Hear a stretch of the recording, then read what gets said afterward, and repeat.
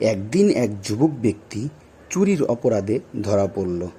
সবাই তাকে মারতে লাগলো, কিন্তু একজন বৃদ্ধা এগিয়ে এসে জিজ্ঞেস করল, তোমার মা কোথায়?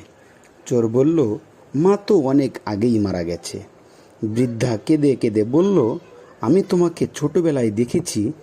তোমার মা যখন দেখতো তুমি অন্যের কোনো জিনিস নিচ্ছ, তখন সে বলতো, ছোট মানুষ পরে শিখবে।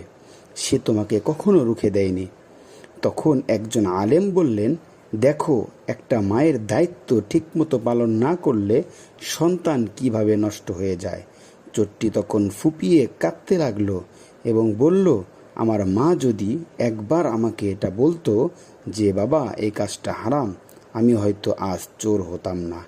সেই দিন থেকে সে সিদ্ধান্ত নেয় আর কোনো দিন কোনো অন্যায় কাজ করবে না। সুতরাং বন্ধুরা, আমরা এটা থেকে বুঝতে পারলাম, যদি আমাদের মা বাবাও যদি আমাদেরকে ছোটবেলায় সঠিক পদ্ধতি এবং সঠিক নিয়মে লালন পালন না করত, তাহলে হয়তো আজ আমরাও এরকম হয়ে যেতাম।